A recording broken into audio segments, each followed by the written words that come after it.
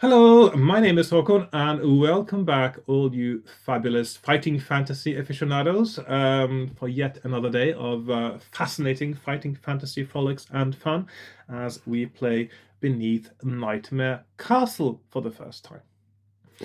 I do apologize, first of all, that I haven't made a fighting fantasy video in several weeks now, and also I haven't made any video, I think, in the last 18 days, 19 days, something like that. The reason is, of course, that we've had the annual winter solstice celebrations, which in our part of the world involves buying presents, giving presents to friends and family, spending time with friends and family to eat fatty foods and sweet foods, mince pies, stollen bites, and sticky toffee pudding.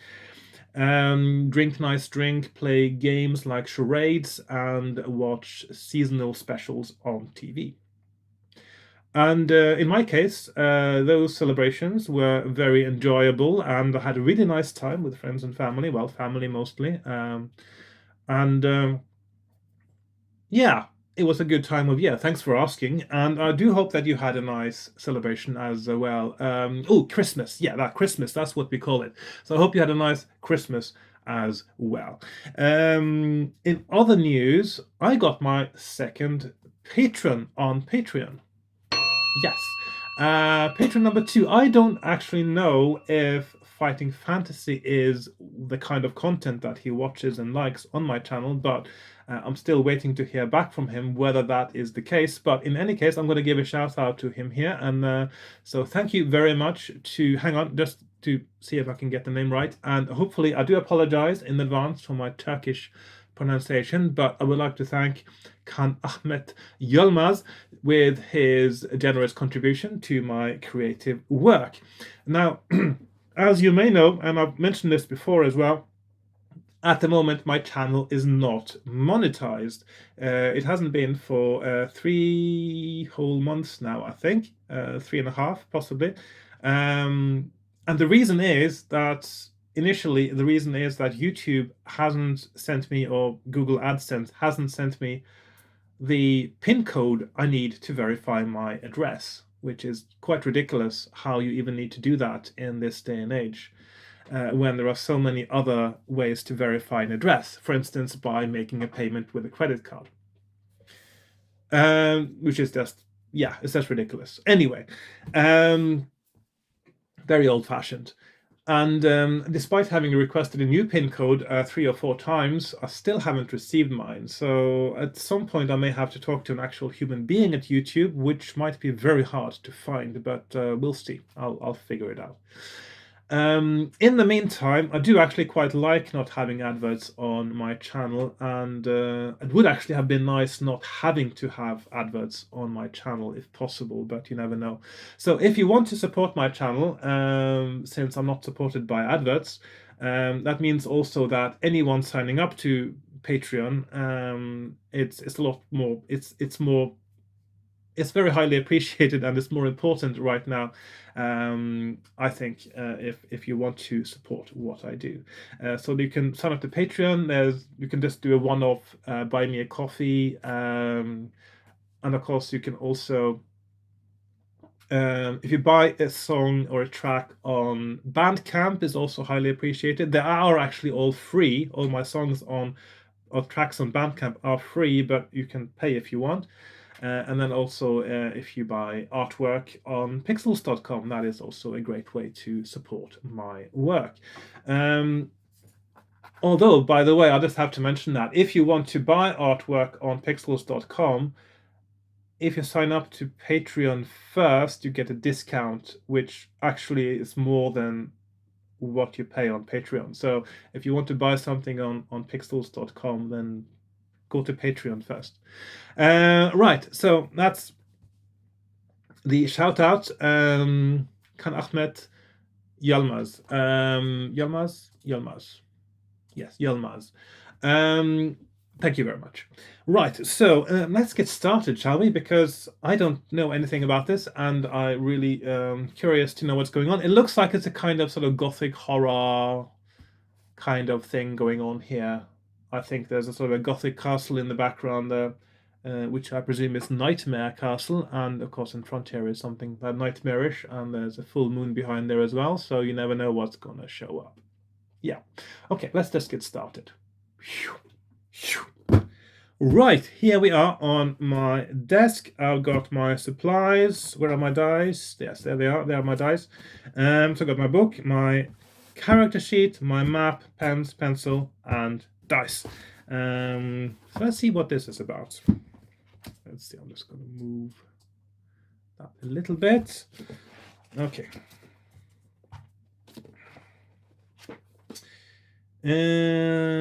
Okay. Oh, this book actually used to belong to someone. Andrew, what's it? Andrew. It's a little bit hard to see for sure exactly what that's supposed to be. Anyway, used to be an Andrew that owned this book.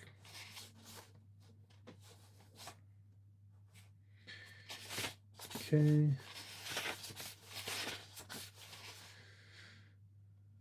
Right, let's just get started with our character sheet. So we got our usual skill, stamina, and luck. Skill 10, stamina. I'm re-rolling the ones actually. Well, not that it made a huge difference right there. 17 stamina, and luck is 9. As usual, I'm starting with quite normal stats, and then what I usually do, of course, is that if I find out that these stats are not survivable, and that having low stats is going to actually detract from my enjoyment of playing the game, at some point I will give myself higher stats or keep higher stats that I get in consecutive playthroughs. Oh, there's a fourth stat here as well, willpower. So this is one that is unique to this particular book, and that is also 6 plus 1 roll of the die. So that is 11. That's quite a good willpower. And let's see, combat. See if that looks like it's standard. Escape using luck in combat.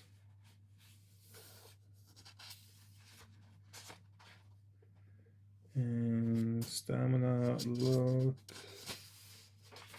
Usual thing. Willpower, yeah, let's see. Willpower works in exactly the same way as luck, and the procedures and comments described above for luck apply equally to willpower. So, of course, it's something you spend. You must deduct a point from your willpower score after each time that you test your willpower. There is, however, one extra pitfall. At the start of your adventure, you are already tired, and you are about to meet a succession of horrible and unnatural creatures. If your willpower drops below 6 points and you then test your willpower unsuccessfully, you will lose your grip on sanity, and your adventure will be over. So 6 is actually drops below 6 points. Yeah, so it has to be, if it's 5, if it gets to 5 at any point, that's you done. Okay. Let's see, you don't have any food in this one, so you have armor, sword, and backpack. Let's see, Neuburg is where we're starting, a dangerous place. Unlikely to succeed in the mission at the first attempt. Make notes, draw map, yeah, the usual stuff. There is a way to succeed that involves little risk of death or madness, even if you start with low initial scores, it says. And there are many more routes that lead to failure and unpleasant fates. Okay. Right, so let's get started, see what's going on here. Captured, netted, strung up, and helpless. You curse yourself for an inattentive fool. So much for the peace and quiet of civilization.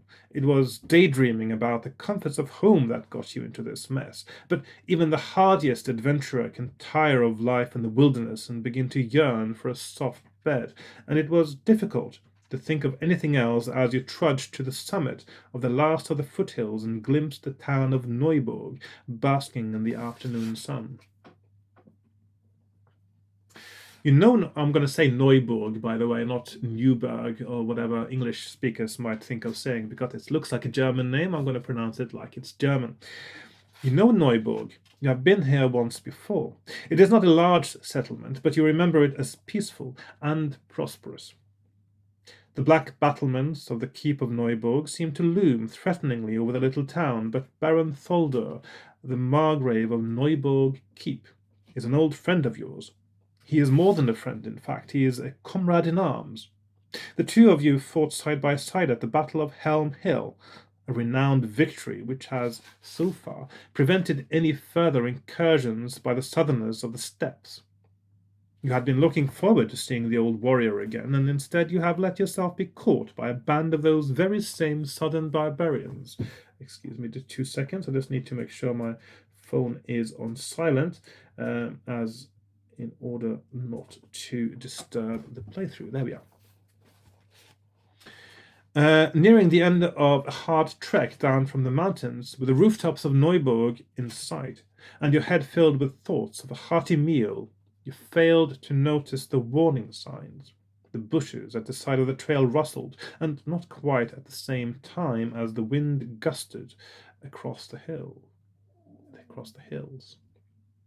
Birdsong broke out as you approached a solitary tree, and you should have noticed that it was not entirely like any birdsong you have heard before. At any other time you would have stopped and looked around before stepping under that overhanging branch. It was such an obvious place for a trap. And then the ground gave way beneath your feet. Voices shouted in an unfamiliar tongue. You struggled but could hardly move. And here you are. It's dark. You're in a pit. The ropes about you are pulled tighter. You move upwards, out into the light. You are in a net, hanging from a branch, and you are surrounded by silent swordsmen, swathed in flowing robes. As you spin slowly, their glittering eyes and gleaming blades seem to circle you. You glimpse the lowering shape of Neuburg Keep, and then something very heavy hits the back of your head. Pain, flashing lights. You lose all consciousness.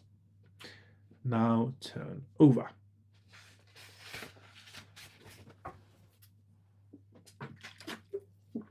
That's an interesting intro, I think. Yeah. Well, of course, now you know, so you might not know exactly where you are when you wake up, which is nice. Yes. You wake. A particularly insistent dwarf blacksmith seems to be using your head as an anvil. Your hands and feet are tightly bound, and a blindfold covers your eyes. You cannot move. You cannot see, and you can hear only distant, indistinct sounds. Time passes. The pain in your head subsides to a dull throb. Nothing else happens. Then you hear a voice, an urgent whisper. My friend, hush! Say nothing. I have a sharp knife, but I dare not stay long. I cannot enter through this small space. You must pull yourself a little to your right, and I will sever your bonds. Hurry. Do you trust this unknown voice and shuffle nearer in the hope that your ropes will be cut? If so, turn to 331. If you reject this offer of help, turn to 130. Okay, so map. Let's get mapping. I always enjoy making a map. Okay. Always nice to have a nice blank, tidy page. So we are now on FF. This is number 25, and this is page 1. So we have two options.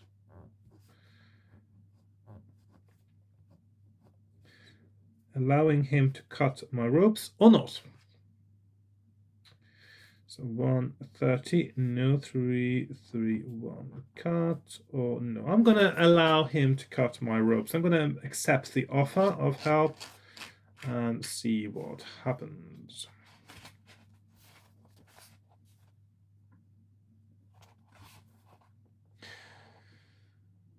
You You shuffle awkwardly to the right, encouraged by the mysterious voice. That's right, my friend, that's right. Just a little further now. But please hurry. I dare not be found here. I am in mortal fear for my life, but perhaps you are the one we are expecting, and I cannot let those southerners take you. That's it, that's it. I have your ropes now. So, and you feel the bonds falling from your wrists. You tear off the blindfold and wrench the ropes from your ankles. You are in a cellar. You tear off, yes, tear off. You're in a cellar. A little light enters from an open door at the top of the steep flight of narrow stairs. Of your rescuer, there is no sign. There appears to be no other door. Do you want to search the cellar, or do you escape up the staircase? Okay, so it seems we made the right choice in the beginning, but you never know. So we have search the cellar, 529, search, or escape, so stairs. Okay, I'm going to search the cellar, of course.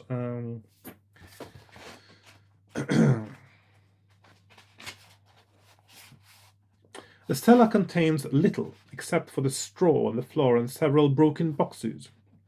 You search for some time. You find no secret doors and no weapons. You are still on your hands and knees sorting through the straw when you hear the sound of approaching footsteps. 6 robed figures march down the steps. They are amused to find you untied and enjoy chasing you around the cellar.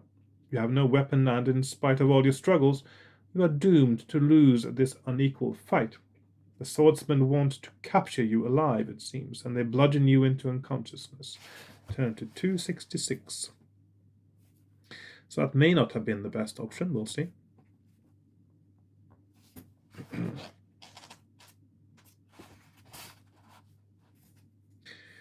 You wake up in a cavernous, vaulted dungeon. You are spread-eagled on a cold stone slab. There are manacles around your limbs and tight straps across your body. All you can do is watch the wildly dancing shadows cast by the light of flaring cressets. Eventually, your solitary confinement ends. A crowd of silent, barely human forms enter the chamber. Their hideous deformities are so repellent that you cry out in disgust. They are carrying a selection of very sharp knives. They kill you slowly and take ecstatic pleasure in your agonized writhings. You go completely insane before you die. The end. Okay. Right. That was short.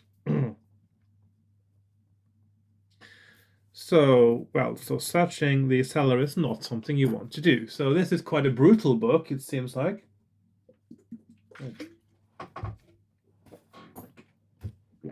Okay, let's go back and imagine that I didn't search the cellar, I think. Okay, finger bookmark coming up. 200, and I'm going to go up the stairs and escape. 215, thank you very much. You emerge into a circular stone room, and there are no guards, and your sword and pack are lying on the floor. How convenient. You collect them and then peer through the slits that pierce a thick wall. You realize that you are in the ground floor room of one of the towers of Neuburg's East Gate. One of the slits gives you a clear view west, along the main street leading to the center of town. The sun has set behind the buildings, but the whole scene is lit by a beautiful red sky. Everything is very peaceful. Too peaceful. The streets are almost deserted. There are no shouts from the riverside wharves, no priests chanting in the temples, no dogs snuffling in the piles of refuse, and no revelers stumbling from the inns. The silence is eerie. You are determined to investigate, but first you must escape from this gatehouse. The one door is of solid oak, banded with iron, and is locked from the outside. You will have to try to force it open. Add together your skill and stamina scores. Roll one die 8 times and add the results together. If the total is less than your combined skill and stamina, turn to 399, otherwise turn to 41. That's an unusual kind of test. So let's just put skill plus stamina test. Okay.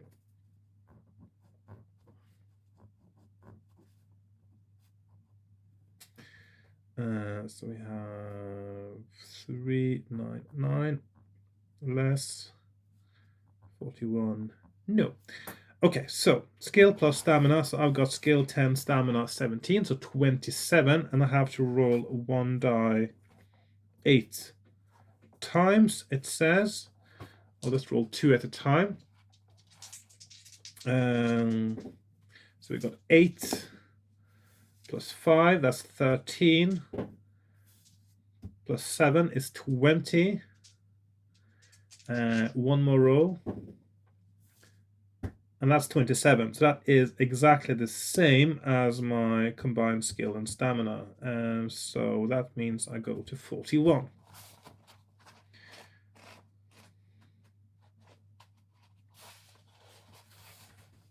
The door shudders from the impact of your shoulder and splinters as you wield your sword, but you are unable to force your way out. After many exhausting attempts, you are gathering your strength for a renewed onslaught when you hear approaching footsteps. Your captors are returning. You will have to fight them all. But you can improve your chances by attacking as they appear in the doorway. You can fight them one at a time. You flatten yourself against the wall as you hear heavy bars being lifted. The door opens, and you launch yourself at the first of 6 swordsmen. Okay, 6. Okay, this is quite a brutal book so far.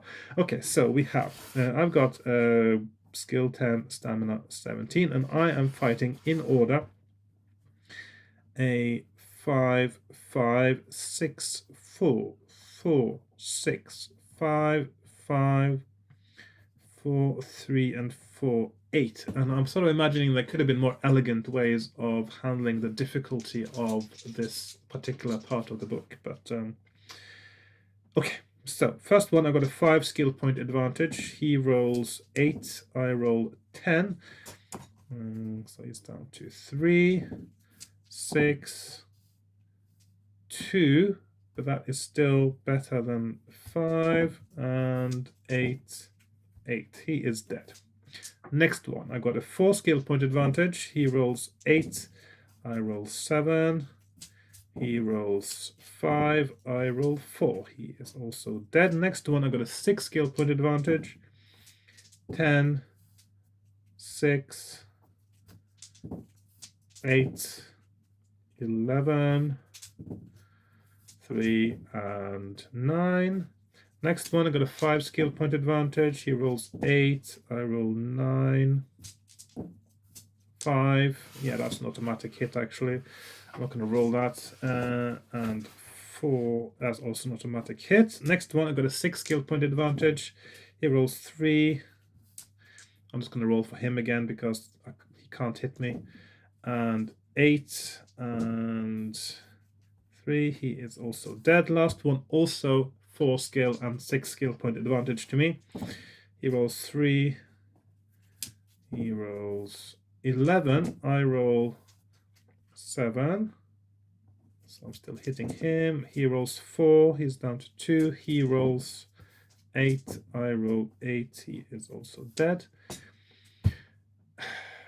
Yeah. Quite easy to kill. If you manage to kill them all, go to 315. Okay, so that's 5 there and 350.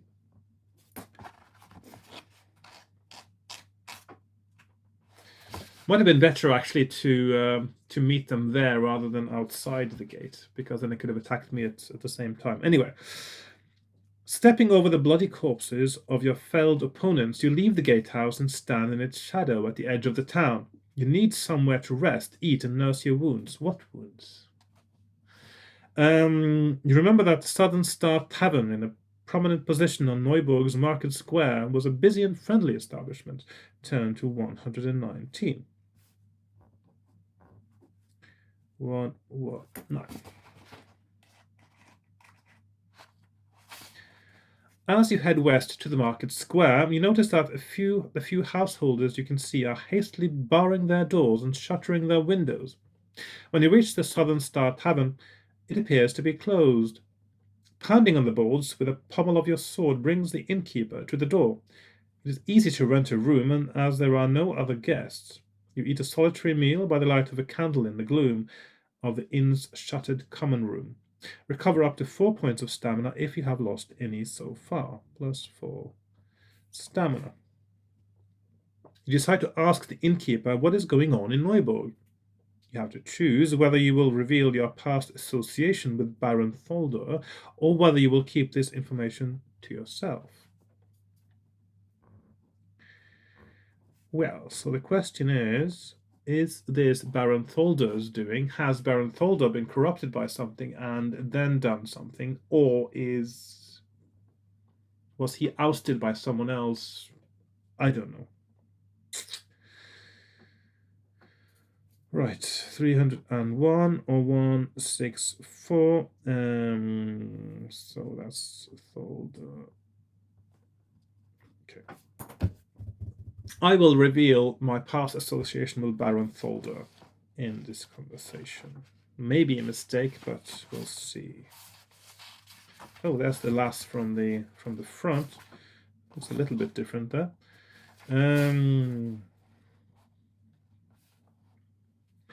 You know Baron Tholder? Any friend of our Margrave is welcome here. You must try a glass of our very special Neuburg brandy. No? Perhaps you have experienced it before. Oh, but wait. The innkeeper looks at you sharply. How can I be sure you're not trying to trick me? You say you were at Helm Hill, but that battle is common knowledge. Can you prove you know Baron Tholder? Concealed in your belt you keep a bejeweled gold ring inscribed with a comradely message from the Margrave. It would prove that you know him, but it is immensely valuable and would tempt all but the most honest of men. If you want to show it to the innkeeper, turn to 343. If you would rather drop the subject of Baron Tholder, turn to 301. I'm going to show it to him. Yeah. 343.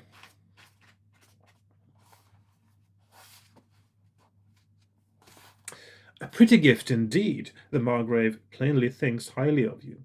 The innkeeper's hearty manner disappears, and he addresses you earnestly. It is clear you are a mightly warrior, not a mighty warrior, but a mightly warrior, it says here. I beg you, in memory of your friendship with Baron Tholder, to rid this town of evil. Why our Margrave does not help us, I cannot guess. No doubt he has good reason. We are afraid of strangers these days. The Baron returned from his last trip south with a retinue of foreign swordsmen. They treat the town as if it belonged to them. But worst of all, people are simply disappearing. And at night, there are things roaming the streets. No one knows what they are, but if anyone wanders outside after nightfall, he never returns home. Sometimes we find pools of blood and the tracks of a large beast. I can offer you little advice. Above all, do not venture outside after dark. Do not even open the shutters in your room. Tomorrow you should seek our old Hugh at the ruined temple of Oiden. He is the oldest man in Neuburg. People say he is half mad, but I have found that his words contain much wisdom. Now you should sleep. Remember what I have told you, and please help us if you can. The innkeeper shows you to your room. Turn to 179. So this is one of those things that so I'm doing a timeout now. So one of those things that I've been talking about when I've talked about writing my own game book. Consistency of names. So now you have a German-sounding city, Neuburg. You have a baron whose name is Tholdur, which sounds Old Norse, I suppose, or Gothic. And then you have Old Hugh, H-U-W, which is a little bit strange, but might be sort of an Anglo-Saxon thing. And then you have the ruined temple of Oiden, which is, what is that? It's a bit of a sort of a strange mishmash of things. It doesn't feel coherent, and this is what I've been going on about. When you do names, this is why, when you do names for a fantasy setting, you want a consistent style, and this is one of the reasons why I made my own language for it, because then I can create names that are meaningful, and coherent. Anyway, let's go back to the story. So, 179, I'm being shown to my room. You survey your chamber with a cautious eye. It looks clean and comfortable. You search beneath the mattress and behind the door. Nothing. You secure the door with its strong iron bolt. Crossing to the window, you slowly unlatch and push open one of the heavy wooden shutters. The night is completely silent. You step out onto a small balcony. It would be only a jump down to the street, and you could clamber back easily. What would you do next? And of course, that also means it's easy for someone to get from the street up to you as well, so you should be careful doing that. It is night. You're not supposed to go out and about in the night. If you want to drop to the street and explore the town, turn to 68. If you'd rather go up the hill to Neuburg Keep, turn to 106. If you decide to return to your room, secure the shutters, throw off your cloak and boots, and go to bed, turn to 372. That does sound like the most sensible thing to do. After all, the only reason you went to the inn in the first place is to rest. It doesn't make any sense with those other suggestions, because if you wanted to do those things, you wouldn't even have gone to the inn in the first place. Yes, that's right. So I'm going to rest until the morning because that is the logical, sensible thing to do. So 68, or it might not be the correct thing to do, but it's a logical thing to do. 106 and 372. So sleep. So keep or street. I'm going to then sleep 372. Let's see, and I'll soon have to restart my camera. 372. You wake up. What time is it? It is still dark. No daylight fills the cracks in the shutters. You shudder as you remember you were dreaming, a terrible nightmare of horrors lurking in dark places deep below the ground. And then, like an echo of your dream, an appalling yelping rends the quiet of the night, right outside your window. Silence follows, and then the sound of a cumbersome creature slinking away. You lie awake, but hear nothing more. Eventually, you sleep again. Why don't you get up to check it out? Because I would teach you something, wouldn't you? Okay. That's what I would have wanted to do. I would have wanted an option there, to go up to the window and have a look. Right. You eat an early breakfast in the common room of the Southern Star. It is a hearty meal, brought to you by the innkeeper's wife. You regain up to 4 stamina points, stamina plus 4, if you have been wounded. After paying the innkeeper, you have 5 gold pieces remaining. Okay, so that's my gold. Gold 5. In your purse. Record this on your adventure sheet. You return to your room to collect your sword and backpack, and then step out into the market square. The sky is leaden, and the sky is like a bit leaden here as well today. And the Southern Star's nameboard clatters to and fro in the gusty, drizzly wind. If you decide to go straight to Neuburg Keep, turn to 289. If you want to walk about town, turn to 137. So we've got 2 options. It says go straight to Neuburg Keep. It sort of sounds like going through the streets is something you can do before you go to the keep. It's like an optional extra, it feels like, when it's worded like that. So I'm going to go about town first and have a little look. Oh, it's got a map. Okay, that's unusual. So, there is no market today. The square is empty, except for a few grim-faced townspeople who scurry across the cobbles. You spot a notice board nailed to a post between the stocks and the horse trough.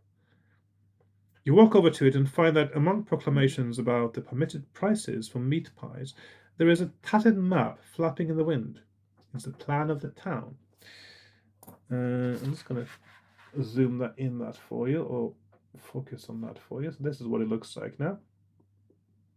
So we got Neuburg Keep up here, East Gate, Market Square, where I'm now, Riverside Quarter, Merchants Quarter, Bridge Street, and Temple Quarter. Right.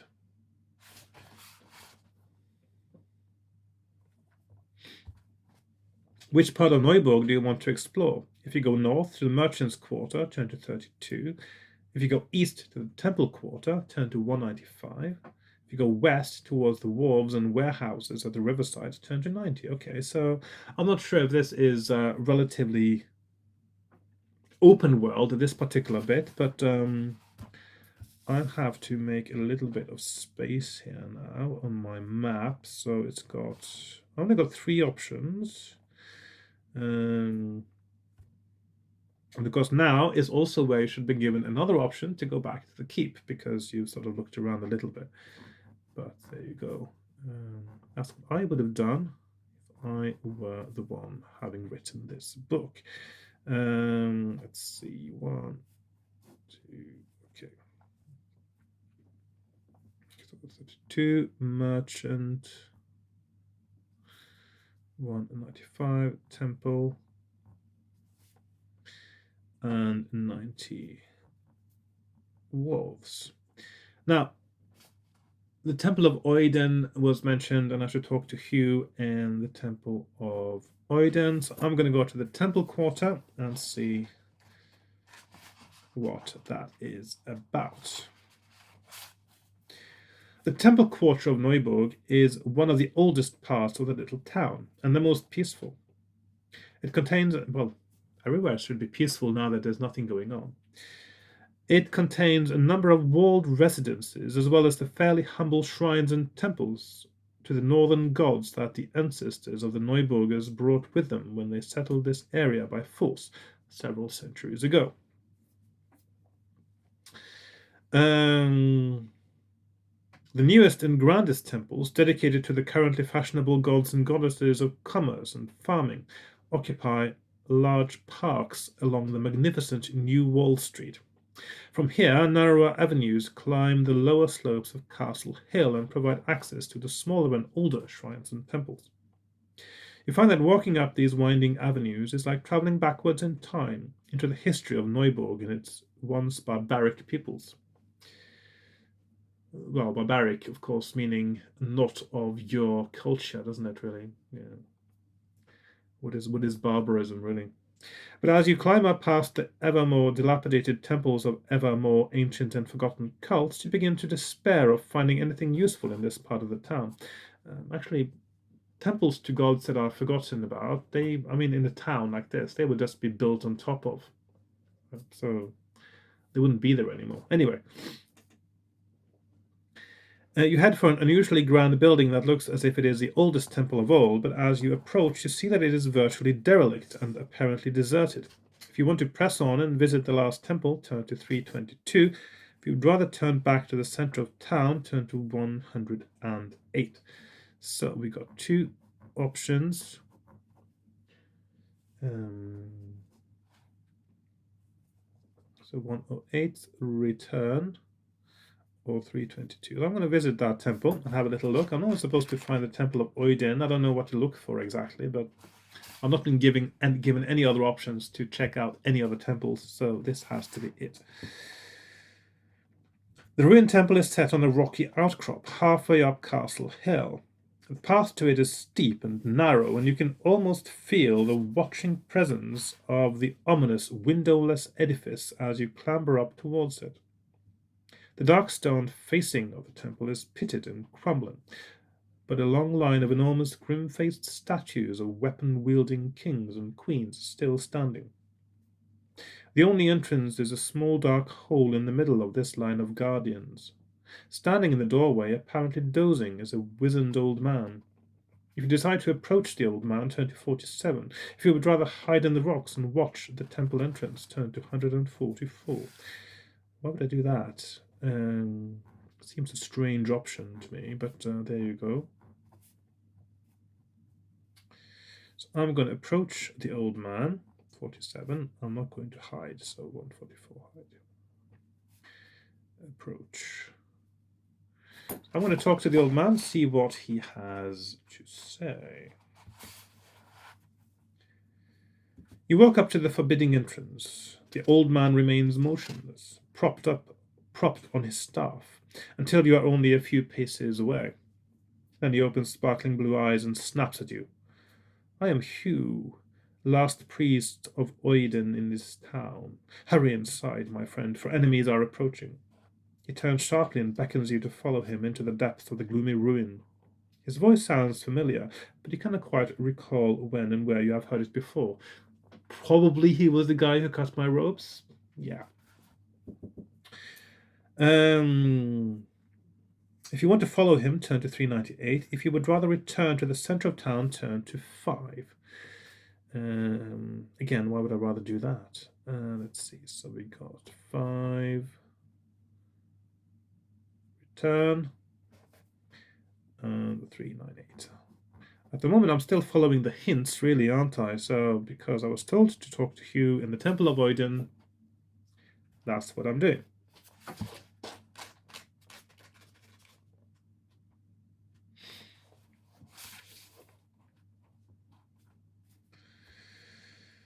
Hugh leads you into a circular hall where a genuflects at the trunk of a spindly white-branched tree that twists upwards from the center of the stone floor.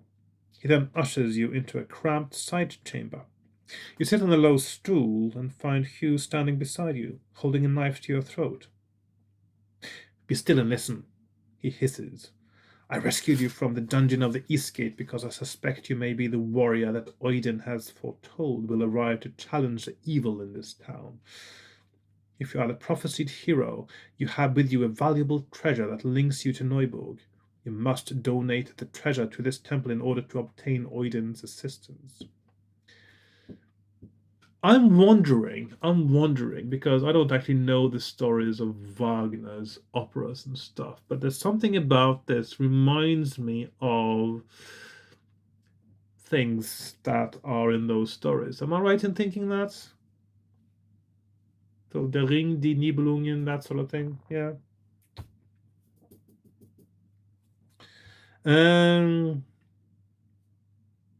You must donate the treasure to this temple in order to obtain Oiden's assistance. If you are indeed the chosen one, give me the item now.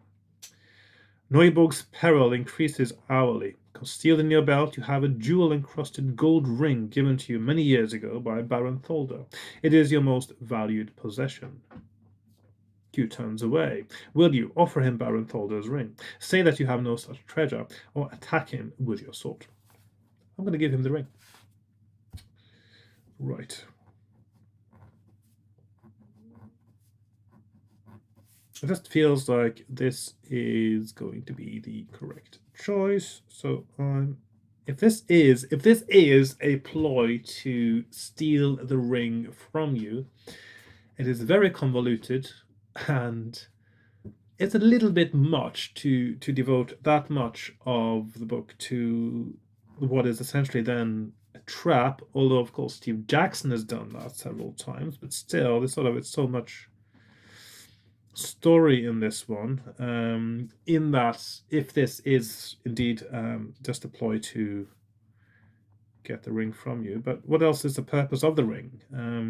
Okay, so give ring. So I'm going to give him the ring, 344.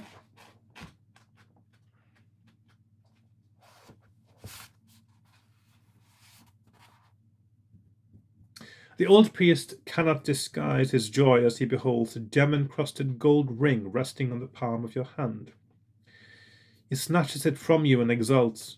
Just as Oiden foretold, Neuburg has found its champion at last. My friend, I can help you prepare you for the trials you must endure, but first, I suggest you fortify yourself with a square meal. Follow me. Surprisingly, the temple is stocked with provisions. You eat well in a cavernous kitchen. You can restore up to 4 points of stamina. Plus 4 stamina. And you may put in your backpack enough food for another 3 meals. Okay, so we got provisions. 3. Okay. If you do so, add them to your adventure sheet. While you eat, Hugh gives you information. Turn to 22. 22.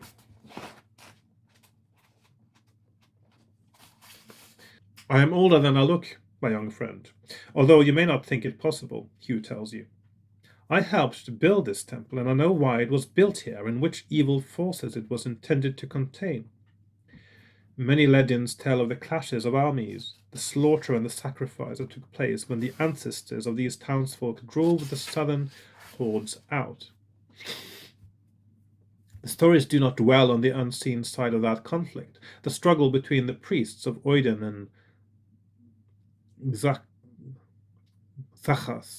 I'll go with Zachas. Zachas, the accursed archmage of the despicable gods of Zagula.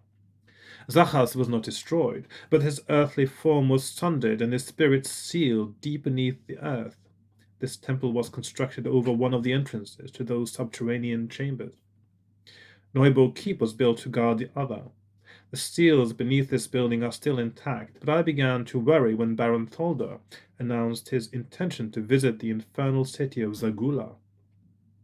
When he returned, with a retinue of southern soldiers, I was displeased. And when it became clear that leading the soldiers was a mysterious wizard whom none in Neuburg has yet seen, my fears were confirmed. Zachas is stirring.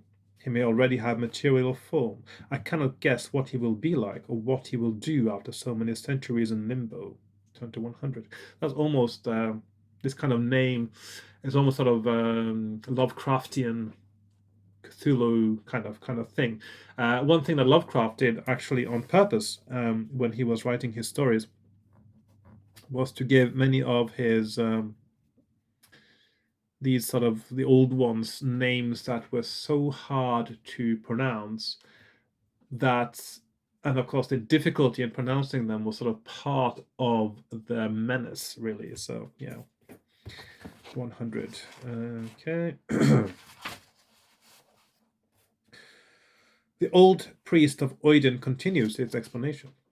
If Zachas is resurrected and restored to his ancient powers, Neuburg and all its peoples will be helpless before his vengeful sorcering. I shudder to imagine the terror and despair he will inflict. However, he can be defeated and imprisoned again, especially while he is still weak. His physical form can be destroyed by the sword of a mighty warrior, such as you. And he and his minions can be weakened by the Talisman of Loth. Unfortunately, the talisman is missing. A week ago I sent Cernic, my fellow priest, to explore the keep. He has not returned, and I cannot contact him, although I think he is still alive. You must go to the keep and try to find the Talisman of Loth before you descend into the lower caverns. Do not enter the castle by the main gate. It is heavily guarded. There is a little-known side entrance that you will find if you turn to the right before you reach the main gate. I can give you no more information, but if you wish to undertake the ordeal, Oiden may yet bestow gifts upon you. If you want to try the ordeal, turn to 54. If you would rather get on with your quest, turn to 368. But I thought the ordeal was my quest, actually. Okay, so I'm going to go to a new page now. So I'm going to do paragraph 100 again on this one. FF25, page number 2. Okay, so options.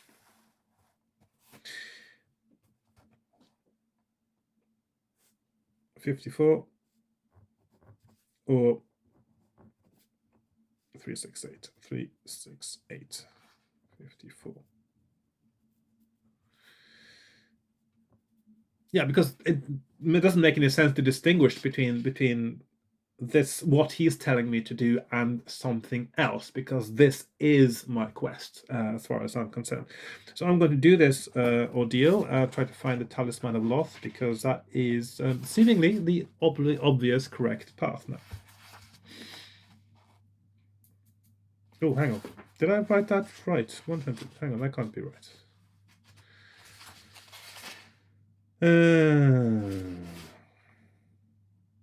If you want to try the ordeal, turn to 54. And I go to 54 and it says...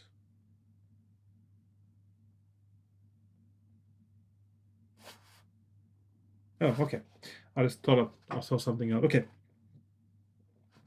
You are in the large circular chamber looking up at... Hang on.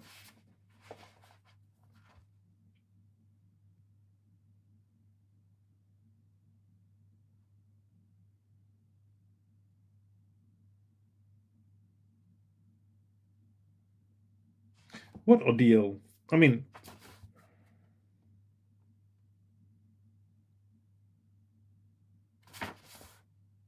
What? Suddenly there's something strange going on here, because... Does he by quest mean to find the talisman? And what is this ordeal he's talking about? Because what happens in the next paragraph doesn't really follow. Okay, so because now it says, you are in the large circular chamber looking up at the strange tree. It is completely leafless, but you are sure it is alive. See, that doesn't follow from the previous one at all. Its sinewy white limbs have a ghostly luminosity. Climb, Hugh tells you. You cannot see the top of the tree. It seems to disappear into shadows near the domed ceiling. You clamber up the branches until you can no longer see the room below, but still you are nowhere near the top. Why am I suddenly climbing the tree? There's no mention of that before. There must be a continuity error going on here. Anyway.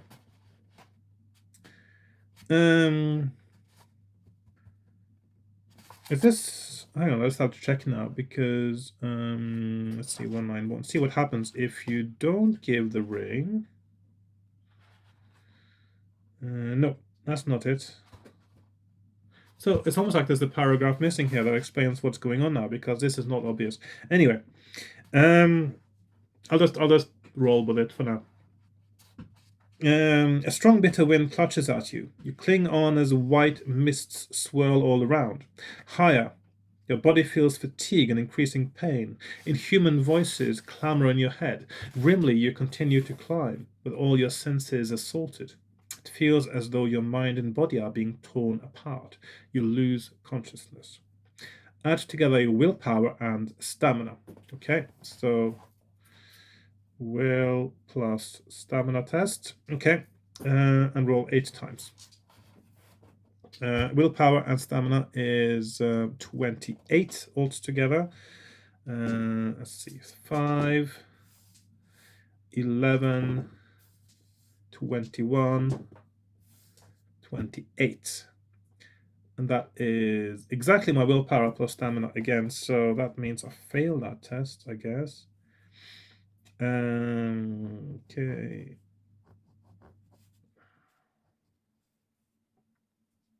2, 9, 8 or 2, 1, 9. Okay, so less or okay, 2, 1, 9.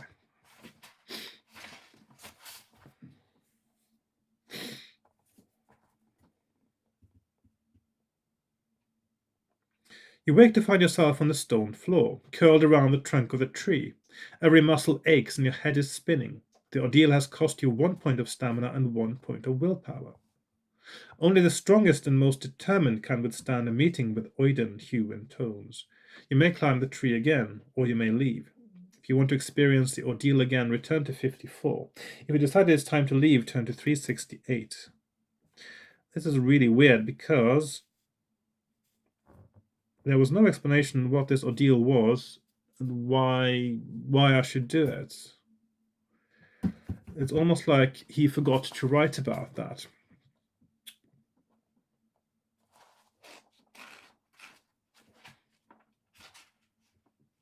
But there's no... Just double check now, there's no mention of it before.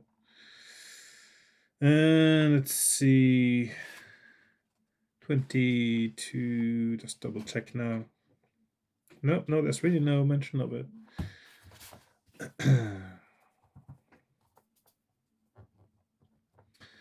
Okay, let's just, for argument's sake, say that at some point I'm going to start over again and follow the same path until this bit, and then I'm going to do the ordeal and succeed. Just because I just don't want to keep rolling the dice all over again. So the thing is, I'm just going to say that, see what happens, because otherwise I'm just sort of wasting my time a little bit here. I'm still curious what the point of all this is. So let's say I succeed and I go to 298. You find yourself lying on the stone floor. This is what happens when you succeed the willpower and stamina test. Curled around the trunk of the tree. You sprint to your feet, marveling at the feeling of well-being that flows through your body and the sense of calm, fearless purpose that fills your head. Your initial stamina and willpower are increased by 1 point each. So innate will stamina +1. And you can add up to 2 points of stamina and willpower to your current scores.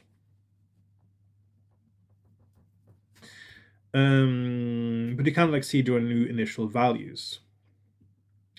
Oiden has rewarded your fortitude, says Hugh. Now you must leave and accomplish your mission. Turn to 398. 368. Okay, so we have. So that's kind of a weird thing that is an ordeal that actually isn't explained. You just choose whether to do it or not. So, yeah. Strange thing. Anyway. So I'm going to say that I started from the beginning. I made the ordeal just to... So now we have these values. And then let's go to continue on our quest. Right. The old priest leads you to the door of the temple and bids you farewell. There is little point in delaying your perilous quest. Somewhere in Neuburg is a broken fragment of a once potent weapon, and I would not be at all surprised if it were buried among the wares of some curio dealer. The merchant's quarter is nothing but a den of thieves. Avoid the riverside, it is an unsavory place. Return to the center of town and go to face the dangers of the keep. So it's telling me there's no point in delaying my quest, but there's a weapon I need to find. But then he says I should also go to the center of town and then go to the keep. So which is it? Am I supposed to find the weapon, or am I just supposed to go to the keep?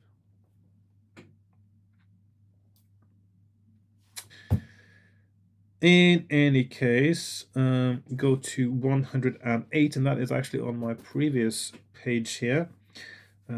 So I'm going to go, so that's 108. So we got this coming down here to 108 from 368.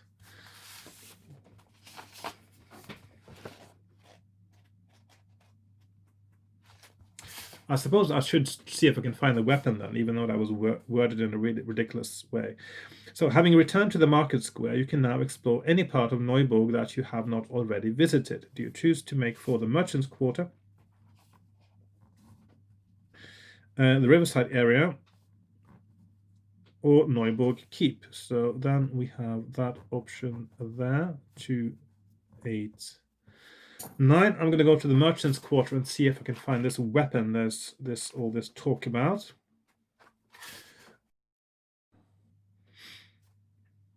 You stroll northwards along Bridge Street until the old stone bridge and the misty fields beyond the river are in sight.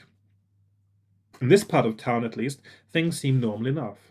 All the shopkeepers have brought their wares out onto the street, which is reverberating with cries of fresh fruit and salted sea fish and curios from the mystic south and swords sharpened here, among scores of others.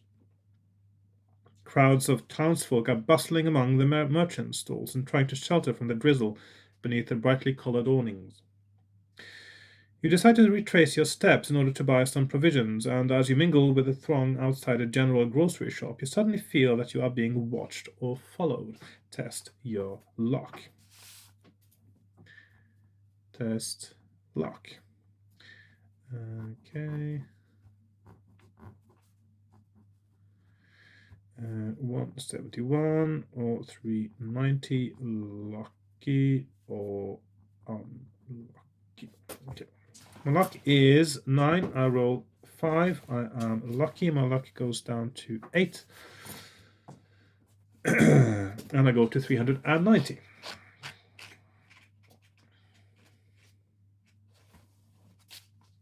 Two robed warriors, looking impassive and very out of place, are standing in a clear space on a nearby street corner, and they are staring straight at you. But you don't have time to worry about them. You glance down and see a hand closing around a purse hanging from your belt, and another hand holding a short, sharp knife about to cut the drawstring. You spin around, drawing your sword, and face the sneak thief. It is a waif-like little girl, no more than 9 years old. You're at a loss to know what to do, and the girl lunges at you with a knife. You're taken by surprise, and she cuts you. Lose 1 point of stamina. You must fight her. So stamina down to 17. I am now at 10, 17 again, and she has 4, 3. She rolls 12. I roll 10. After one round of combat, the girl escapes into the crowd. Looking around, you realize that the two warriors are no longer in sight. Do you want to try to follow the girl, or will you continue your quest for food? Why am I looking for food? I'm not looking for food. I'm going to follow the girl then.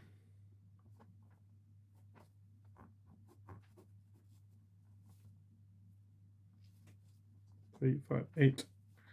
Why this assumption that I'm looking for food? I already got provisions. Another little sort of strange thing there. Okay, so 149 food. I'm not on the quest for food. I'm on the quest to save Neuburg. Okay, this is the problem with open world things, where you also have a kind of a linear story as well at the same time, is that it gets a little bit muddled up sometimes.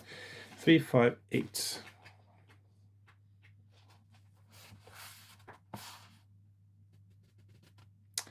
The girl darts into one of the tiny alleyways that wind down to squalid riverside hovels. You race after her, slipping on the rotting refuse strewn all over the cobbles, and skid to a halt when you realize that your quarry has disappeared. A shrill voice yells, "Get him!" and from half a dozen dingy doorways, ragged children emerge and surround you. They are small and half-starved, but they are waving sharp knives and naming business. 3 move closer and attack you simultaneously. Okay.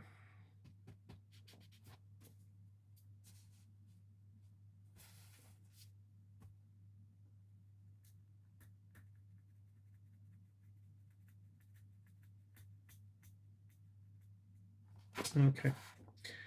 Let's see. You can't escape.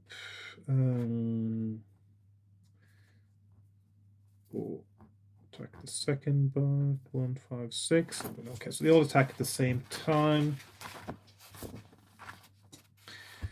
I don't know. This is going to be a lot of boring rolling. You know what? I'm going to skip this. I'm going to say that go through the next one, because I don't find the rolling of combat rolls very exciting most of the time, and of course this is not a pivotal combat or anything. And of course the thing is, if I lose this battle, I just may do the same thing again. I'm just going to do the pragmatic playing now. I'm going to skip that. The second group of young ruffians moves in to attack you. Fight them as you did the first group, and I would win this quite easily probably. If you win, you search the bodies and find they had only 3 gold pieces between them. Okay, so I've got 8 gold pieces. Abnormally large rats are gathering in the shadows. Some of their heaps of fetid muck seem to be moving of their own accord. You think it is time to leave. Turn to 149. So 149. So that means that this whole thing is just really... Well, you get 3 gold pieces. Otherwise, it doesn't seem like a good idea to do that. You return to the grocery stall and survey the array of cold meat pies and small loaves of crusty bread temptingly displayed in the open air. A single gold piece will buy enough for 3 meals, or if you are feeling desperate or daring, you might be able to filch enough for 1 meal while no one is looking. If you want to buy 3 meals, turn to 383. If you try to steal one, turn to 229.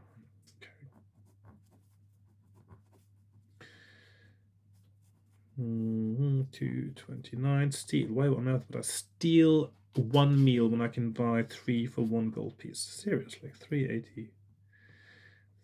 Buy.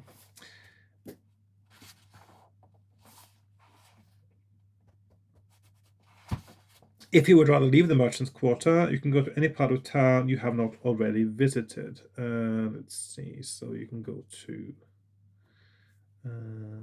90. Temple Quarter.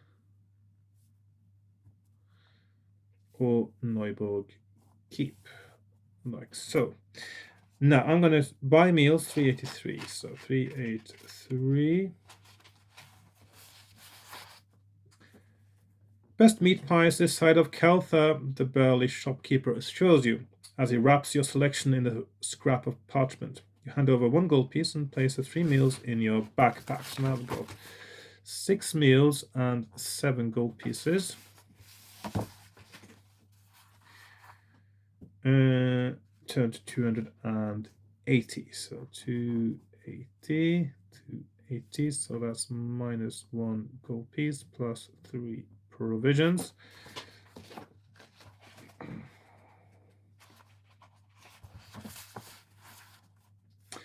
As you make your way through the crowds back towards the market square, you notice a tiny rickety stall that appears to be laden with junk, rags, and useless knickknacks. The proprietor, also tiny and rickety, is small and bearded enough to be a dwarf, but then again, he is ugly enough to be a goblin. He notices you staring at him. You glance away and see the 2 robed swordsmen again, still shadowing you at a distance. You look up at Neuburg Keep, shrouded in grey mist above the rooftops. And when you look again at the aged stallholder, he is smiling at you in a curiously knowing way. He beckons you with 1 spindly digit. Come here. If you have money to spend, my friend, he says, I have an antique curio which may help you. This is the weapon that he was talking about. If you are having difficulties with our southern neighbors, if you're interested in buying a piece of old junk from the street trader, turn to 129. If you have no money or would rather not spend what little you have, you continue on to the market square. 237. Okay, so we have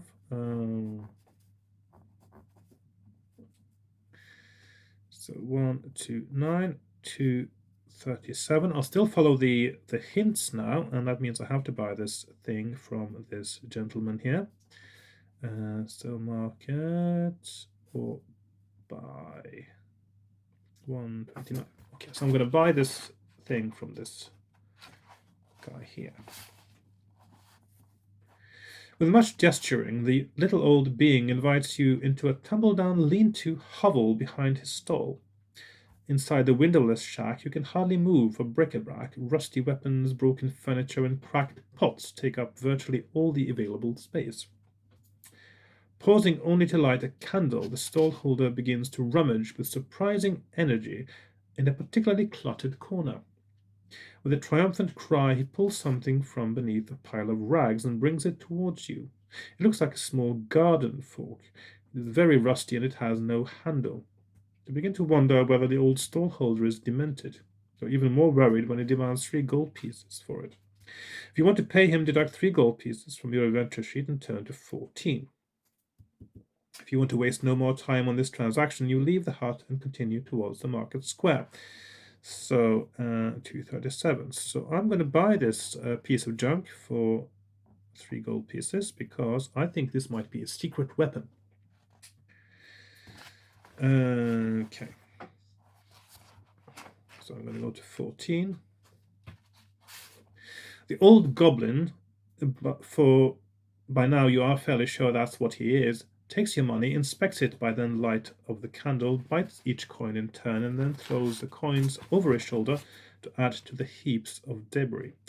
He hands you the broken fork, and you can see that it is the head of a weapon, a 3-pronged spear of blue metal with vicious barbs and intricate inscriptions overlaid with copious amounts of rust. So 3 fewer gold pieces, I'm down to 4 now. Even cleaned up, it won't be of much use without its shaft, the goblin tells you, but if you can find its handle, it should make a prodigiously powerful weapon against those southern scum and their horrible pets. I've kept that spearhead since before most of the buildings in this town were built. I was told it was broken in the battle fought on Castle Hill itself, before there even was a Neuburg or a keep. The southerners were defeated and fled. The legends say that their unnatural allies were swallowed up by the ground on which they stood, and that the spear shaft went with them. They were mortally afraid of that spear, the stories say. You put the spearhead in your backpack and make your way to the market square. So I've got the spear head. Still wondering whether you have wasted your money. Turn to 237. Okay, so 237. So basically, it seems I'm on the right track now, because this is so spearhead. Spearhead. That looks like definitely somewhere I want to go. So at the moment, it looks like I've been following the right path. I've gone to the temple first. The guy in the temple tells me to go to the market square, to the curio shop, to get the spear, and then to go to the keep, although we didn't say it properly the last time. So, yes. 237. So 237, market square. By the time you arrive at the wet and the windswept market square, you have managed to elude your shadows. Your adventures in the merchants' quarter have not provided many answers to the puzzle of what is going on in Neuburg. Actually, it has. So where will you try next? You can go to any part of the town that you have not already visited. So that means that, again, I can go to the wharves, which I've been told not to go to. Neuburg Keep, which I have been told to go to, or the Temple Quarter, where I've already been. So that is off the table. So that means I'm going now to the Keep. Turn to 289.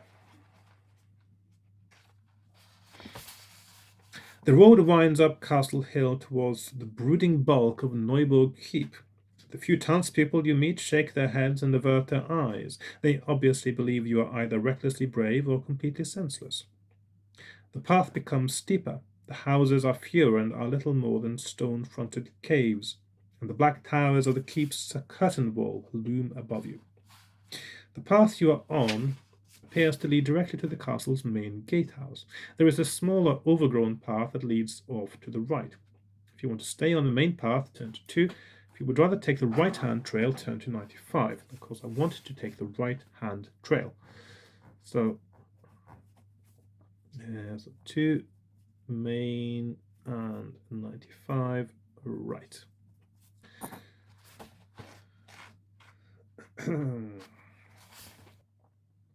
Hacking at brambles with your sword, you follow the path. Let's see, am I in focus? I think I am in focus. You follow the path around the hillside in the shadow of the battlements. The path veers to the left and disappears into a clump of bushes at the base of the wall. You push aside the prickly branches and discover a small door, which you have some difficulty in opening, as there is just as much undergrowth on the other side. You cut your way down a flight of stone steps and find yourself in an untended kitchen garden. The vegetable patches, herb beds, and fruit trees are wildly out of control, and it is impossible to see across the garden.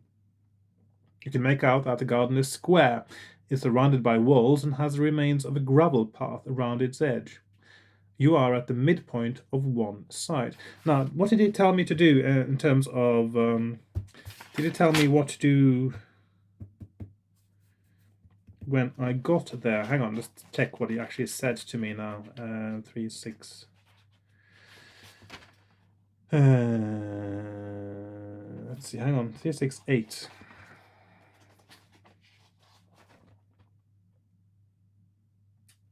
No, that's not where he said it. Would he have said something in the paragraph before? So let's see. There's a little known side entrance that you will find if you turn to the right. Okay, that's all he had actually. So I don't know where to go next now. Now I'm actually run out of hints.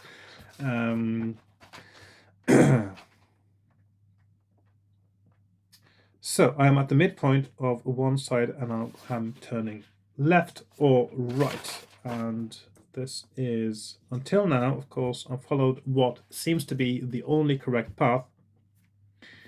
Or certainly because it's giving me the hints and clues that I need. So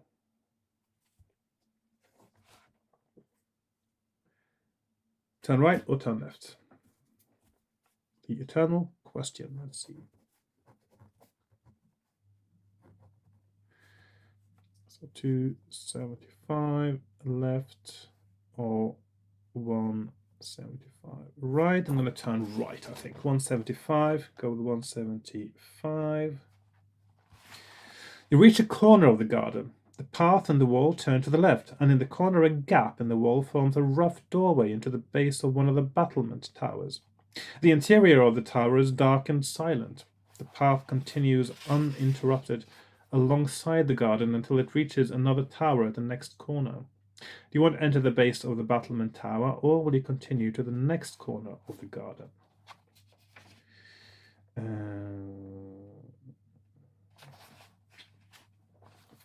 So there's basically which tower am I choosing to go into, I guess, in this case. So 44 next, or 284 tower. Did I just get a text, or is that the old text? It's still showing on my phone. Hang on, just have to tidy my, yeah. 284. So I'm going to enter the battlement tower and see what's going on in there. You step into the darkness of the ground floor of the tower, and you notice that the air is warm and musty. As your eyes become accustomed to the gloom, you realize that this room is used to store the garden compost. Everything there are vast heaps of decaying leaves and rotting vegetables. There is no sign of any other door from the room or any access to the upper floors of the tower. You can investigate the compost heaps with the tip of your sword, or you can leave the tower and continue towards the next corner of the garden, turn to 44. I think I'd actually feel like compost heap.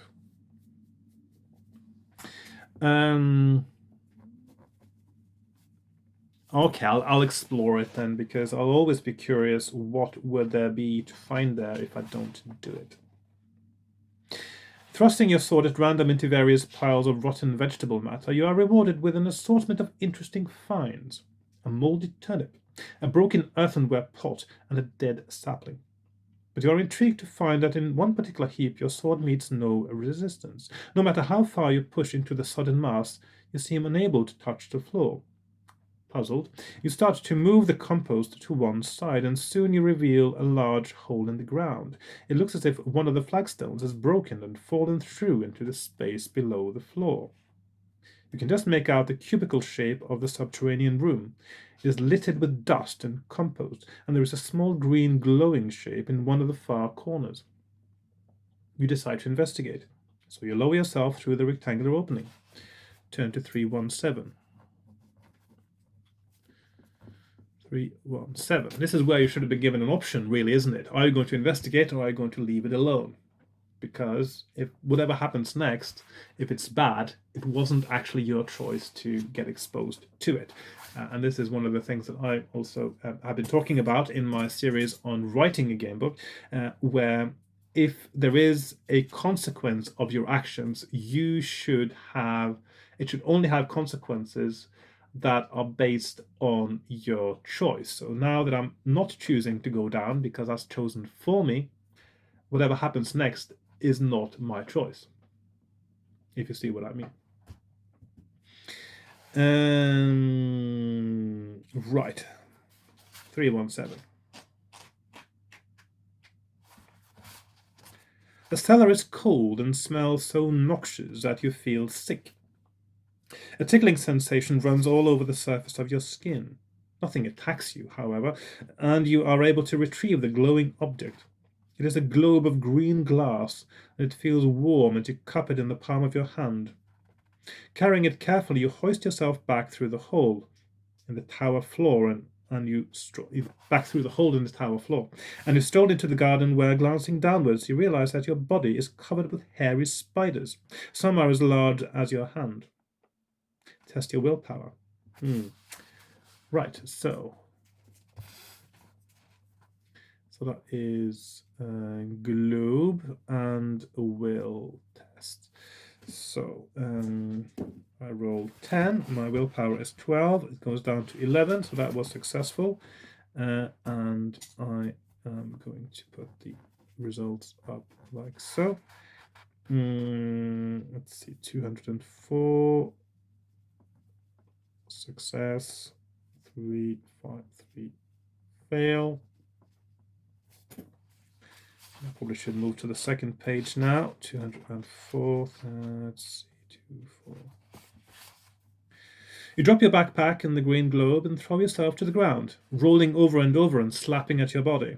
Crushed spiders fall from your clothing, leaving sticky smears, but others attempt to find areas of exposed flesh into which to sink their mandibles.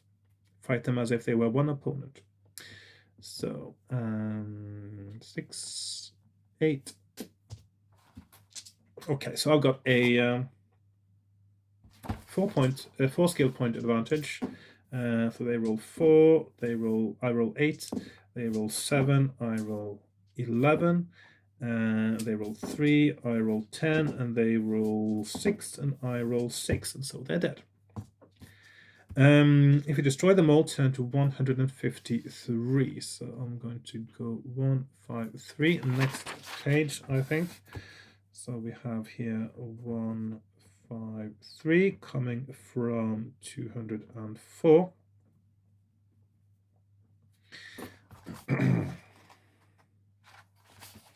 Brushing away crushed spiders, you look for the green globe. It did not break when you dropped it, but it is now glowing very brightly and is getting brighter by the minute.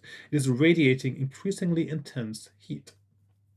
Will you walk away from it, put it into your backpack, stay close to it to see what happens? Curious.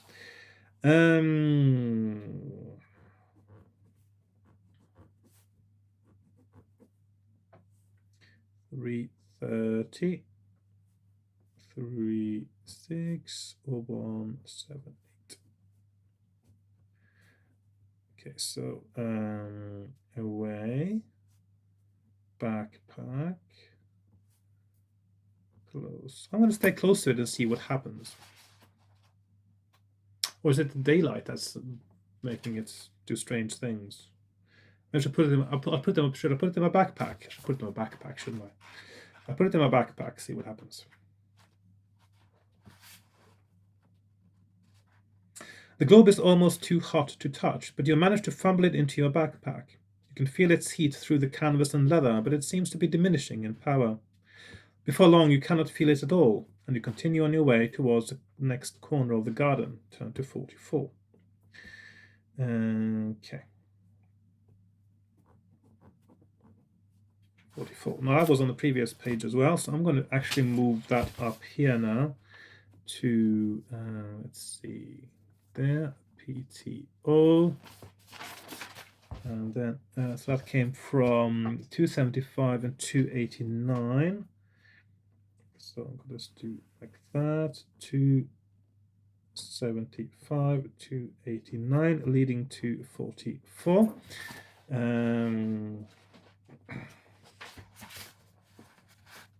You have reached another tower in the corner of the garden. To your left, the path continues along the surrounding wall and passes a wide staircase that descends from the garden. The wall of the square actually, they could have told me that before I couldn't see across the garden, could I? Yeah, fair enough. The wall of the square tower in front of you is windowless, but there is a small wooden door at the base. The door is slightly ajar and there is darkness beyond. If you would like to enter the tower through the door, turn to 394. If you would rather walk to the staircase and use it to leave the garden, turn to 212. So I'm going to check out this tower as well. And let's see, like so. So 394 tower and 212 leave. So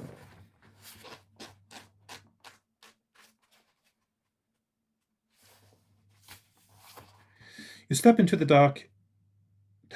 tower's dark interior, and the door slams shut behind you. You spin round, drawing your sword, and with a gurgling roar, a ferocious creature attacks you. There is no source of light in this room, and you have no idea what you are fighting. Luckily, it keeps up a constant throaty growl, which helps you to locate it. Its weapon seems to be a heavy blunt object, and it is hindered by the darkness almost as much as you. So we have unknown assailant 5-8. So 5-8. So I've got a 5 skill point advantage. He rolls 8, I roll 6. 6, 6, 4, 6, and 8. 8, and that's him dead, actually. I don't actually need to do these on paper because when the skill difference is that great, it's easy to keep track of how it's going, really. If you're defeated, you pull open the door to throw some light on the dead body. It's a very ugly ogre, dressed in rags and wearing a huge white bonnet or turban on its relatively small head. There is nothing else in the room except for a flight of stone steps leading up to a small door. Will you try on the oversized headgear, inspect the headgear first, climb the stairs? Well, I'm inspecting the headgear. I'm not putting it on straight away. I'm just having a look at it. 133 209 or 51. So we have stairs, inspect, or wear. So I'm going to inspect the headgear and see what that is all about.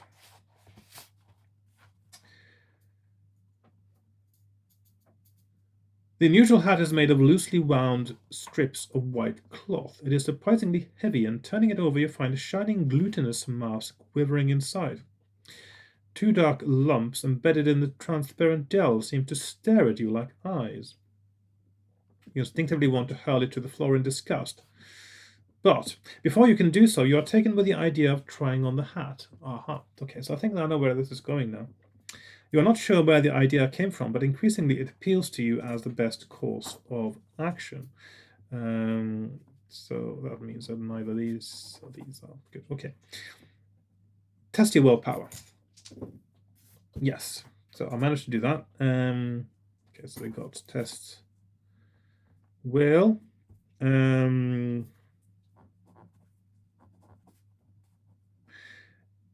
If you are successful, your desire to be rid of the thing overcomes the idea of wearing it, and you drop it, back away, and climb the stairs. Okay, so that's like that, actually. If you are unsuccessful, oh, actually, I don't need any new paragraphs there. You cannot resist the suggestion that you should try on the hat. Turn to 133. So there you go. So I'm going to climb the stairs and get away from the hat. Ooh, I must remember to reduce my willpower 1 more point. It's down to 10.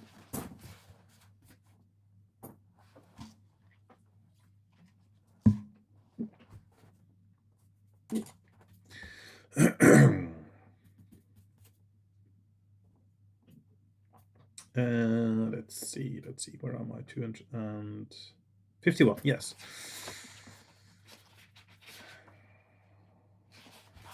The door at the top of the stairs is apparently bolted or barred on the other side. It is also very battered and splintered.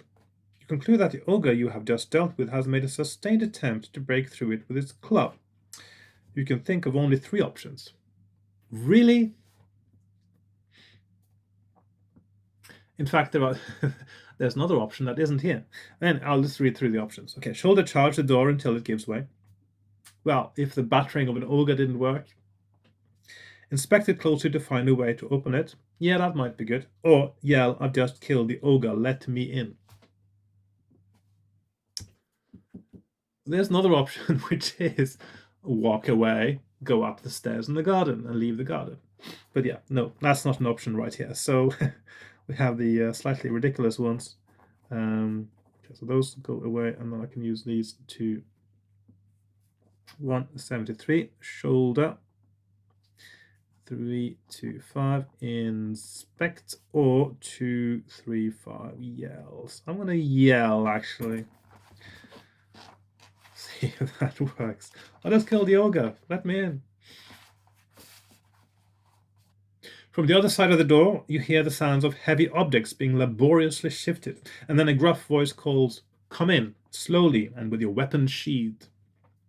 You push the door open to reveal a large, airy room full of tidy shelves of plant pots, chests full of garden tools, and herbs drying in bundles in the rafters.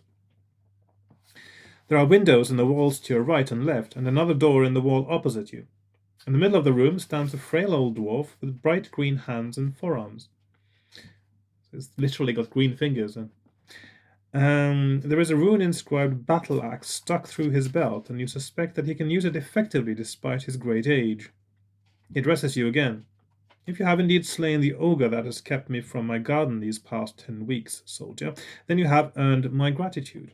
I will allow you passage through my storeroom, whether you be friend to Baron Tholder or foe." He stands aside to let you pass. Will you thank him and leave through the door in the far wall, or will you tell him about your quest? I'm going to tell him about my quest, actually, because he's a friend of Tholder's, and he'll know something dodgy is going on. Surely. Actually, if he's been stuck in there for 10 weeks, then maybe he doesn't know what's going on. I don't know. 282.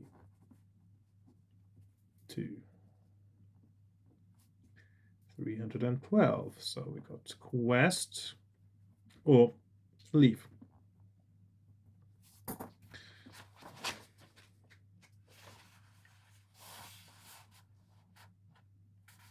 Having taken a deep breath and a precautionary hold on the pommel of your sword, you tell the dwarf gardener about your old friendship with the Margrave of Neuburg Keep and your mission to cleanse the town of evil. The old dwarf ponders for several minutes and finally sighs. "Very well, I believe you. I can't think why anyone should tell such a story unless it were true. And anyway, even if you are a villain and an impostor, I don't see how you can make things worse than they are already. I'll help you if I can. Sit yourself down, eat if you have food. I've none myself." So I could eat now if I wanted to. I'm not going to eat. It's been a long time since you last had a chance to relax. You have found a temporary haven and an ally. Recover 1 luck point. Okay, so this is the correct course of action in that case. I'm just going to do my circling just to show what the correct path is, or certainly a section of correct pathing. So +1 luck, always a good sign that you're doing something right when you get luck points back. So my luck is now back to 9. If you have no provisions in your pack, you rest for a few minutes and then ask the dwarf for information. If you have some food, turn to 3. If your pack contains both food and a piece of blood lurcher tentacle, turn instead to 222. Okay, so I do not have a blood lurcher tentacle, I can tell you that, which is interesting. Okay, so we have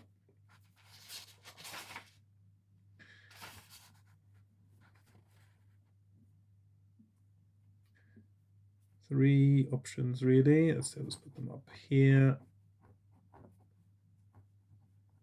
So I don't know now if the blood lurcher tentacle is essential or not, but 3 food, 396 no food, or 222 food and tentacle.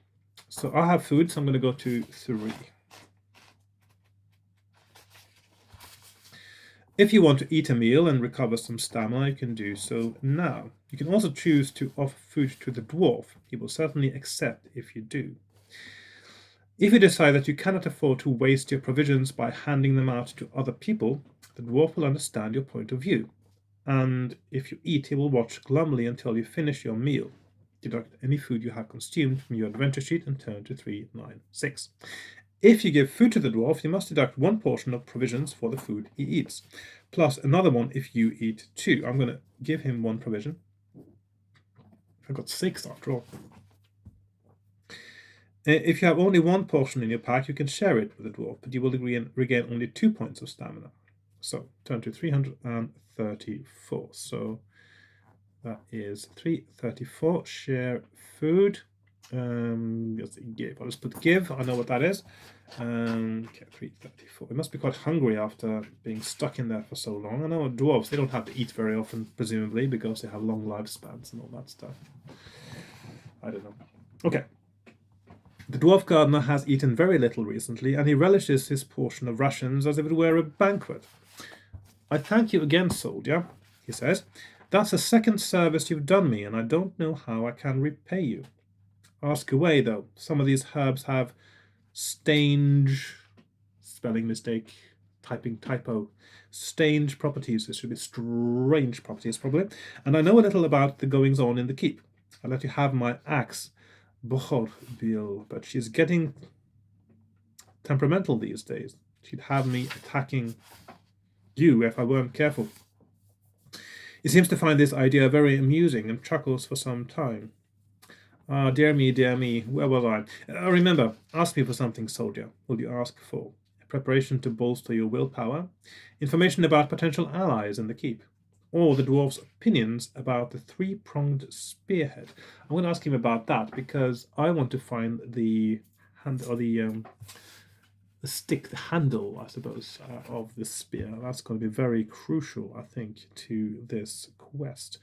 So,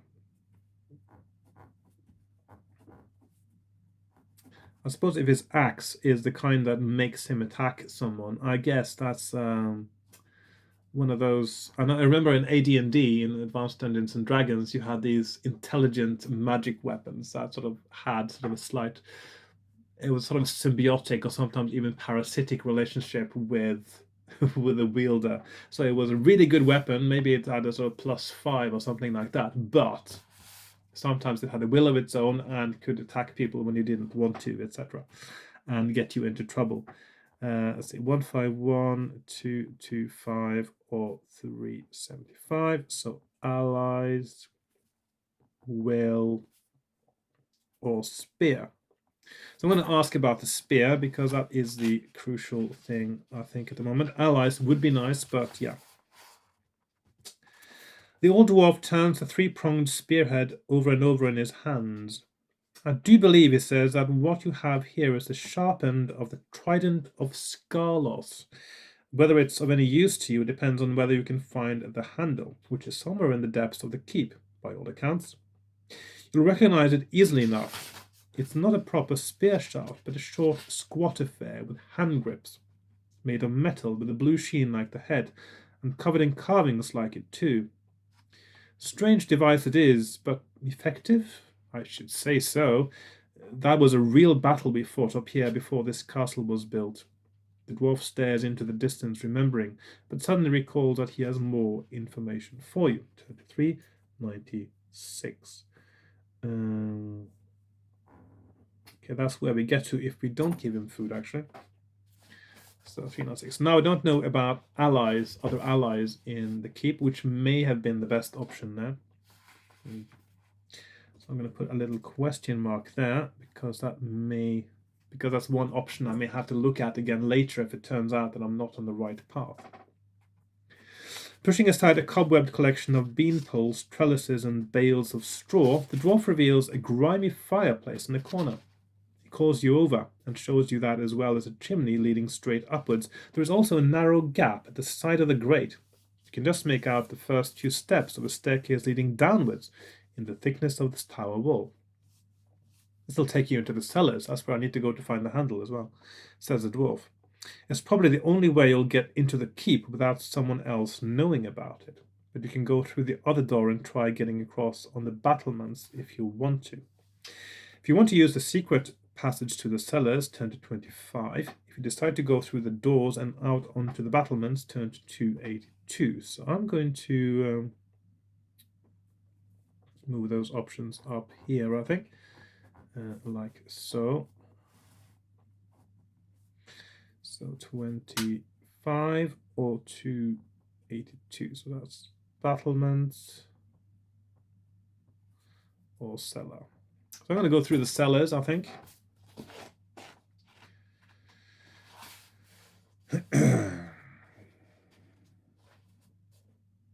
You strike a flint, light the wick of one of the many oil lanterns in the storeroom, and by the flickering light you cautiously descend the steep and narrow stairs. At the bottom, a passage roughly hewn in the solid rock leads away into darkness. It is cold and dank. Water drips onto you as you creep forward. At irregular intervals, shafts pierce the roof of the tunnel, providing a little illumination. The shafts are too long and sheer to climb, and you see metal grating across the distant end. You are fairly sure that the passage is taking you beneath the castle's inner bailey, towards the keep. The stairs are out of sight behind you, and the tunnel disappears into darkness ahead of you. There is a wooden door blocking a side tunnel to your right. The door is held shut by two massive wooden wedges that have been hammered between it and the surrounding rock. Do you want to try to remove the wedges and enter the side tunnel? If so, turn to 388. If you'd rather press on along the main passage, turn to 248. So 2 options, 1 and 2. So 388, wedge, or 288. Go. I'm going to check out this wedged bit. The wedging, I mean, it could mean that somebody's trying to keep something in that definitely shouldn't be let out, but I'll find out what. Okay, so 388.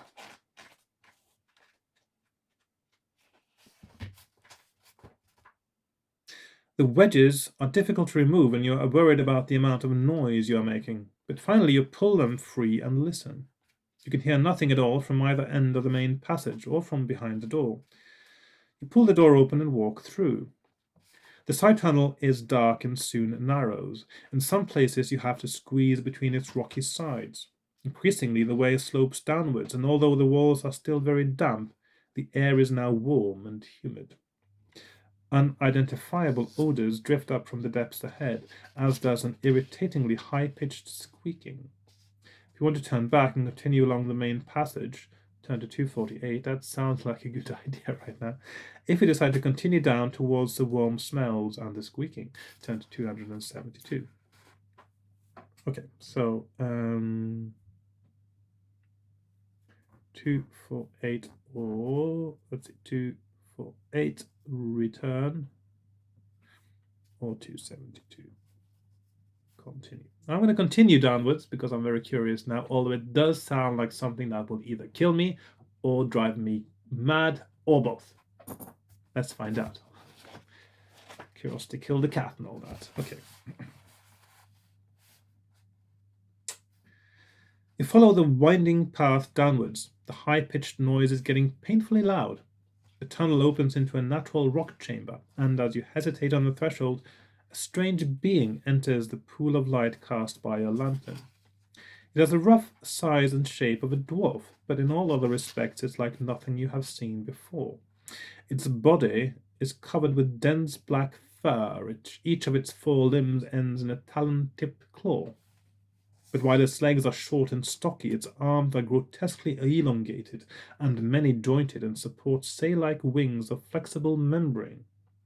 Its torso is small, but its human-looking head is enormous and bears 2 vast flapping ears and 2 blank saucer-like eyes. Beneath its tiny nostril slits, it has a small mouth filled with pointed fangs. It is the Bak Ruman, a legendary monster from subterranean caves. It is completely blind, but can accurately detect. Why would it have these huge eyes if it's blind? I'm just saying they wouldn't. If it was blind, it wouldn't have huge eyes. You know that it's a sort of a myth going around that bats are blind, but bats have really good vision, in fact. Otherwise, they wouldn't have had eyes. and they can see fairly well. So they don't just use echolocation to navigate, they also use their eyes. And I know this because I've seen a bat crash into a window because it was aiming for the light. And if it had been using echolocation at the time, it would have seen the glass of the window. So it was navigating by vision alone and managed to crash into a window.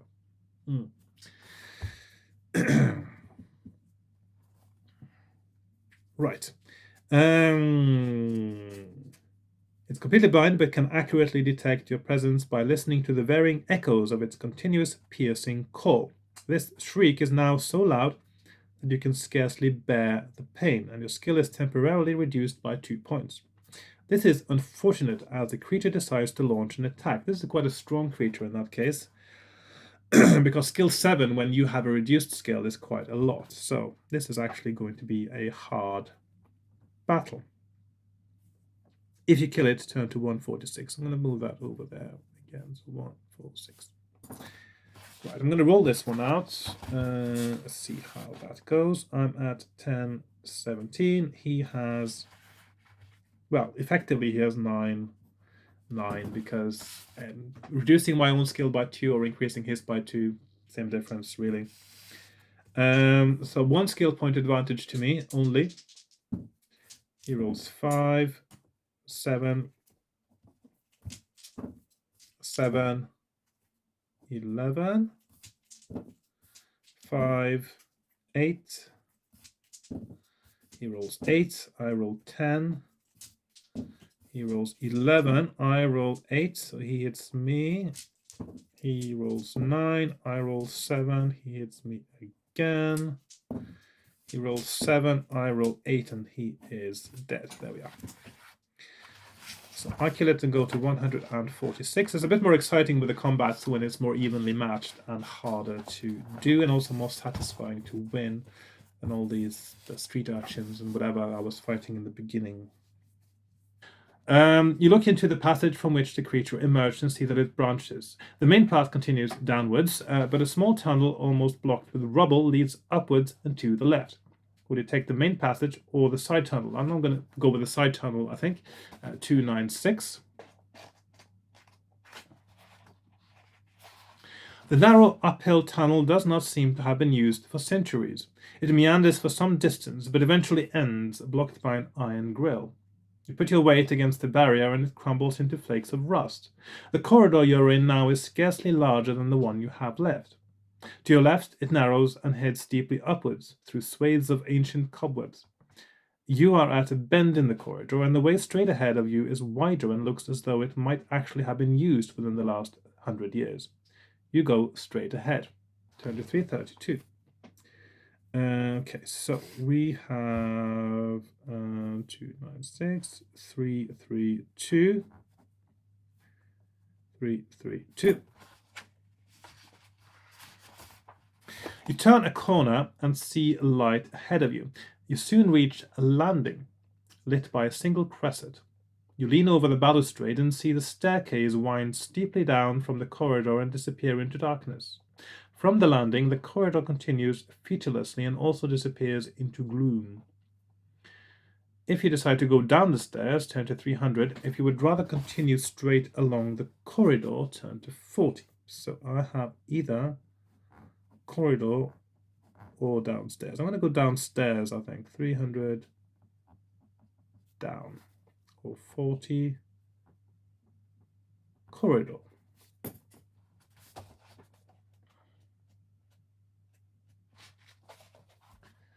Your descent of the stairway is long but uneventful. You emerge at the end of a wide corridor where several other dark flights of steps descend to the same point. So this seems like an important point underneath the castle, I suppose.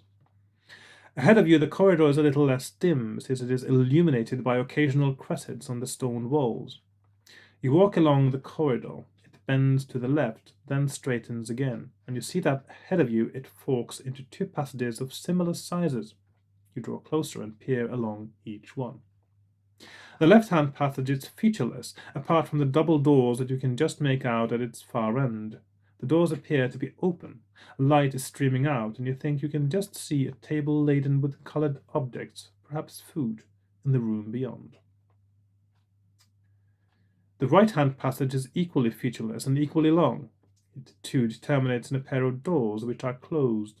Two robed warriors stand on guard. Will you slink down the left passage or the right one?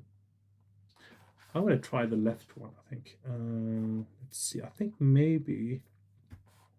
Yeah. So we have here 252 left or 155 right. I'm going to do the left one. Check out this table over there, 252. You are nearing the open double doors when a noise behind you makes you spin around. A wall of fire has sprouted right across the passage. You cannot see beyond the raging tongues of flame that reach up to lick the curved roof. You are now halfway between the fire and the doors. You decide to continue to the open doors or to turn back and try to find a way through the flames. Okay. That's interesting and unexpected, I guess. So 81 door or doors, really. 145 flames. So I'm going to check out the doors in that case, 81. A banquet awaits you beyond the open double doors. Walking into the room is like entering a tent. The walls are covered with soft billowing sheets of material that are gathered together in the middle of the ceiling, where a mass of multicolored ribbons rustles. The thick ropes trail from the ceiling. In the middle of all this, an ornate table is covered with fruits and sweetmeats. The perfumed breeze carries hints of gentle music. What breeze? It's inside. There is otherwise no sound. If you decide to inspect the food on the table, turn to 218. Alternatively, you can still decide to go back to the wall of flame. Are those the only options? Is it only no other exit from the room? That's what I should be looking for, not the food. Why am I looking at food all the time? Whoever wrote this is food obsessed. So I can go back, or I can look at the food on. I'm going to look at the food on the table in that case, since the writer insists that I'm supposed to be obsessed with food. Okay. You stride into the center of the cloth pavilion and stand beside the table, marveling at the array of tempting delicacies. Languorously, one of the ropes wraps itself around your waist, and in one sickening instant the scene changes to madness and horror. The ribbed black cable constricts, splintering your ribs and lifting you above the table, which you now see through clouds of pain as a jumbled pile of bones and rotting flesh. So this is all an illusion. The billowing tent sides are in fact writhing leathery veined membranes, and your destination, which you once saw as a mass of ribbons, is revealed as a pulsating red maw. The illusion is shattered, but so is your life. And so ends the end. That means the flames were probably an illusion as well. Right. That was the end of the first part of this adventure. And yeah, that's quite an interesting one. I felt I managed to do the correct thing a lot of the way, certainly up to the point of reaching the castle, although there was one item I didn't have, of course, which I might have had if I'd done something differently, and that is the tentacle. So I'm wondering if that is something that I need to have or not. I don't know, actually. So that's interesting to me to find out at some point whether that will make a difference or not. But it doesn't seem at the moment that it will, at least not yet. And obviously what's going on here is something very sort of Lovecraftian Cthulhu mythos kind of thing going on, which is interesting. I quite like that genre, actually, sometimes. It's got lots of interesting things about it, and I quite like the Call of Cthulhu role-playing game, which I don't know if you can spot that right here on my bookshelf. Here we got the rule book up here for Call of Cthulhu as well. Right, so I'll leave it there. This was quite a long episode, I think. Even with, of course, the phone calls now, I'm going to make it a bit shorter, so I don't know exactly how long it is, but I think it's going to be long enough. I managed to get a lot further than I usually do on the first playthrough, although technically I did actually die right at the beginning as well. But yes, so I'll be quite looking forward to seeing what happens next. It seems to have a nice atmosphere, this one. A few slight sort of minor continuity things, like that thing about the ordeal that suddenly appeared out of nowhere without any explanation. But overall, it seems to be a good book, and I'm quite enjoying it so far. So yeah. Right, so I'll be seeing you next time, which probably will be a week from now, for another episode of Fighting Fantasy. And I hope you have a nice time until then. And yeah, I'll see you then. Goodbye for now. Bye bye. Oh,